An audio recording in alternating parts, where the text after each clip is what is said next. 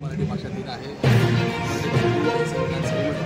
आम्ही दरवर्षाप्रमाणे साजरा करतो आणि या आजच्या 27 फेब्रुवारी 2024च्या जागतिक मराठी भाषा दिनाच्या दिवशी आज या दैसरमध्ये राहणारे आमचेच मित्र आणि ज्यांनी चित्रसृष्टीमध्ये त्यांचं मोठं नाव घेतलेलं आहे ते आमचे दयाशंकर पांडे यांना मी आज आमंत्रित केलं. ते म्हणाले मी आज जागतिक मराठी भाषा दिनानिमित्त मी तुमच्या कार्यक्रमाला नक्की सन्मान्य राजसाहेबांचे त्यांना ते खूप फॅन आहेत, मोठे फॅन आहेत. सन्मान्य राजसाहेबांना ते खूप मांडतात आणि त्यामुळे म्हटलं मी आज येणार. मी त्यांना फोन केला तर म्हटलं नक्की मी येणार आणि आज आले. स्टेजवरती आल्यानंतर त्यांनी अतिशय चांगल्या पद्धतीने त्यांचे विचार मराठीमध्ये मांडले आणि तुम्हाला माहिती असेल की आता तुमच्यासमोर जे बोलले ते खरं आहे. ते त्या सर्व जनतेला ते मांडतात आणि अशा पद्धतीने आम्ही सगळे राहतो आणि माणसे जे म्हणतात ना राजेश बाईकडून तुम्ही काम करून घ्या.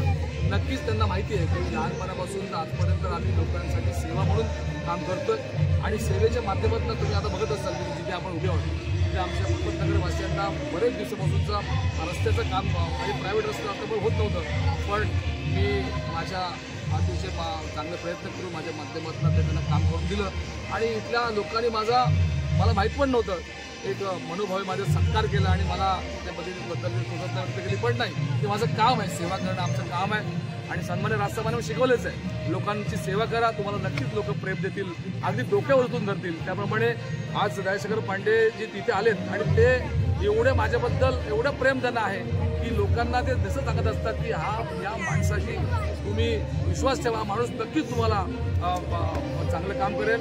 आणि आज मराठी भाषा दिनानिमित्त कविवर्य कुसुमाग्रज यांचा जन्मदिवस पण आहे आणि आम्ही दरवर्षी दैसरमध्ये मोठ्या प्रमाणात साजरा करतो.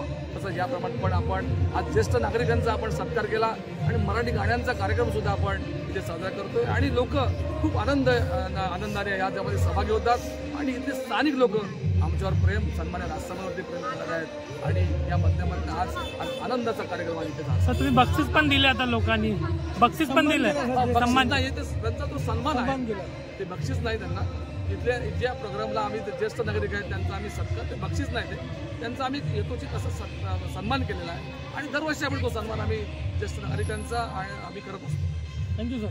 नमस्कार सांगतो. मी भाग्यवान आहे की माझा जन्म महाराष्ट्रात झालेला आहे, ते पण मुंबई शहराचे दैसर आहे. माझा जन्मस्थान पण आहे आणि कर्मस्थान पण आहे.